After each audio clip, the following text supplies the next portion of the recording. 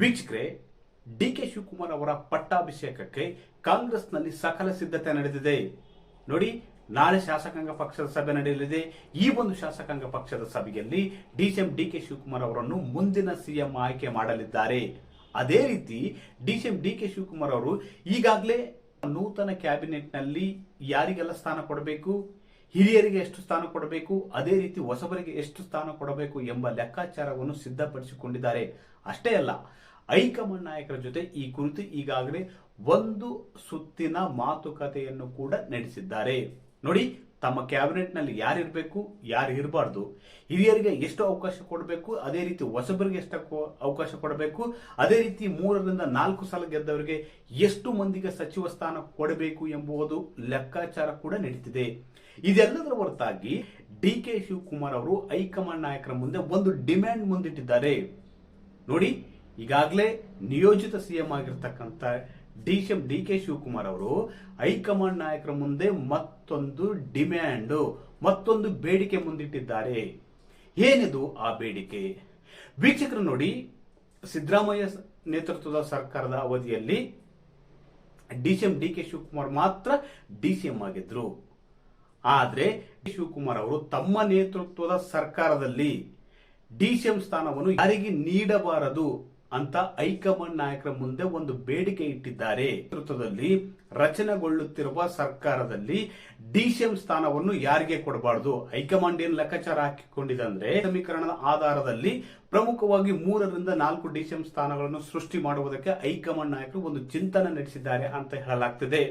ಒಂದು ದಲಿತ ಸಮುದಾಯಕ್ಕೆ, ಒಂದು ಲಿಂಗಾಯತ ಸಮುದಾಯಕ್ಕೆ, ಅದೇ ರೀತಿ ಒಂದು ಎಸ್ ಟಿ ಸಮುದಾಯಕ್ಕೆ, ಅದೇ ರೀತಿ ಮತ್ತೊಂದು ಅಲ್ಪಸಂಖ್ಯಾತ ಸಮುದಾಯಕ್ಕೆ ಡಿಸಿಎಂ ಸ್ಥಾನವನ್ನು ಕೊಡುವುದಕ್ಕೆ ಹೈಕಮಾಂಡ್ ನಾಯಕರು ಲೆಕ್ಕಾಚಾರ ಹಾಕಿಕೊಂಡಿದ್ದಾರೆ ಅಂತ ಹೇಳಲಾಗ್ತಿದೆ. ಆದ್ರೆ ಇಂಥದ್ದೊಂದು ಲೆಕ್ಕಾಚಾರಕ್ಕೆ ಡಿ.ಕೆ. ಶಿವಕುಮಾರ್ ಅವರು ಒಪ್ಪುತ್ತಿಲ್ಲ. ಅಂದ್ರೆ 1, 2 ಅಥವಾ 4 ಡಿಸಿಎಂ ಸ್ಥಾನಗಳನ್ನು ಸೃಷ್ಟಿಸುವ ಕುರಿತು ಹೈಕಮಾಂಡ್ ನಾಯಕರು ಚಿಂತನೆ ಮಾಡ್ತಿದ್ದಾರೆ.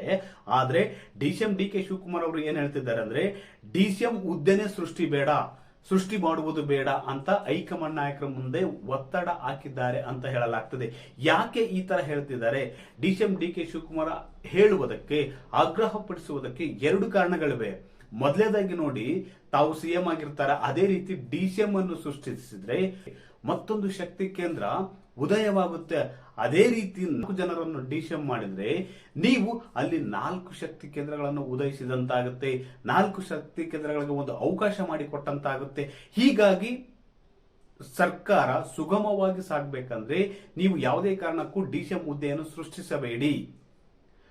ಡಿಸಿಎಂ ಹುದ್ದೆನೇ ಬೇಡ ಅಂದ್ರೆ ದಲಿತ ಸಮುದಾಯದಿಂದ ಒಬ್ಬರಿಗೆ ಕೆಪಿಸಿಸಿ ಅಧ್ಯಕ್ಷ ಸ್ಥಾನ, ಅದೇ ರೀತಿ ಹಿರಿಯರಿಗೆ ಕೆಲವು ಪ್ರಮುಖ ಸ್ಥಾನ, ಅದೇ ರೀತಿ ಹೊಸಬರಿಗೆ ಅವಕಾಶ ಕೊಡುವುದಕ್ಕೆ ಡಿ.ಕೆ. ಶಿವಕುಮಾರ್ ಅವರು ಈಗಾಗಲೇ ಒಂದು ಲಿಸ್ಟ್ ಮಾಡಿಕೊಂಡಿದ್ದಾರೆ ಅಂತ ಹೇಳಲಾಗ್ತದೆ. ಈ ಲಿಸ್ಟ್ ನ ಕುರಿತು ಹೈಕಮಾಂಡ್ ನಾಯಕರ ಬಳಿ ಚರ್ಚೆ ಮಾಡಿದ್ದಾರೆ. ಆದ್ರೆ ಯಾವುದೇ ಕಾರಣಕ್ಕೂ ನೀವು ಡಿಸಿಎಂ ಹುದ್ದೆಯನ್ನು ಸೃಷ್ಟಿಸಬೇಡಿ, ಇದು ಸರ್ಕಾರದಲ್ಲಿ ಒಂದಷ್ಟು ಗೊಂದಲ ಸೃಷ್ಟಿಯಾಗುವುದಕ್ಕೆ ಕಾರಣವಾಗುತ್ತೆ. ಅದೇ ರೀತಿ ಮತ್ತೊಂದು ಶಕ್ತಿ ಕೇಂದ್ರ ಸ್ಥಾಪಿಸುವುದಕ್ಕೆ ಅದು ಕಾರಣವಾಗುತ್ತೆ. ಅದೇ ರೀತಿ ಗುಂಪುಗಾರಿಕೆಗೆ ಒಂದು ಅವಕಾಶ ಮಾಡಿಕೊಟ್ಟಂತಾಗುತ್ತೆ. ಹೀಗಾಗಿ ಚುನಾವಣೆಗೆ ಇನ್ನು 2 ವರ್ಷ ಇರುವ ಹೊತ್ತಿನಲ್ಲಿ ನೀವು ಯಾವುದೇ ಕಾರಣಕ್ಕೂ ಡಿಸಿಎಂ ಹುದ್ದೆಯನ್ನು ಸೃಷ್ಟಿ ಮಾಡಬೇಡಿ. ಇದರಿಂದ ಗೊಂದಲ ಉಂಟಾಗಿ ಪಕ್ಷ ಸಂಘಟನೆಗೆ ಒಂದು ಹಿನ್ನಡೆಯಾಗುತ್ತೆ. ಅದು ಸರ್ಕಾರಕ್ಕೆ ಕೂಡ ಕೆಟ್ಟ ಹೆಸರು ತರುವುದಕ್ಕೆ ಕೂಡ ಅದು ಸಹಕಾರವಾಗುತ್ತೆ. ಹೀಗಾಗಿ ನೂತನ ಸರ್ಕಾರದಲ್ಲಿ ಯಾವುದೇ ಡಿಸಿಎಂ ಹುದ್ದೆ ಬೇಡ ಎಂಬ ಅಭಿಪ್ರಾಯವನ್ನು ಡಿ.ಕೆ. ಶಿವಕುಮಾರ್ ಅವರು ಹೈಕಮಾಂಡ್ ನಾಯಕರ ಮುಂದೆ ವ್ಯಕ್ತಪಡಿಸಿದ್ದಾರೆ ಅಂತ ಹೇಳಲಾಗ್ತದೆ. ಒಟ್ಟಾರೆಯಾಗಿ ನಾಳೆ ಶಾಸಕಾಂಗ ಸಭೆ ನಡೆಯಲಿದ್ದು ಡಿ.ಕೆ. ಶಿವಕುಮಾರ್ ಅವರು ಶಾಸಕಾಂಗ ಪಕ್ಷದ ನಾಯಕರಾಗಲಿದ್ದಾರೆ. ಬಹುತೇಕ ಸೋಮವಾರ ಅಥವಾ ಮುಂದಿನ ವಾರ ಪ್ರಮಾಣ ವಚನ ಸ್ವೀಕರಿಸಲಿದ್ದಾರೆ. ವೀಕ್ಷಕರೇ, ಡಿಸಿಎಂ ಹುದ್ದೆ ಸೃಷ್ಟಿಸಿದ್ರೆ, 1 ಅಥವಾ 2 ಡಿಸಿಎಂ ಹುದ್ದೆ ಸೃಷ್ಟಿಸಿದ್ರೆ ಮತ್ತೊಂದು ಶಕ್ತಿ ಕೇಂದ್ರಕ್ಕೆ ಅವಕಾಶ ಕೊಟ್ಟಂತಾಗುತ್ತಾ? ನೀವೇನಂತೀರಿ? ಕಾಮೆಂಟ್ ಮಾಡಿ ತಿಳಿಸಿ.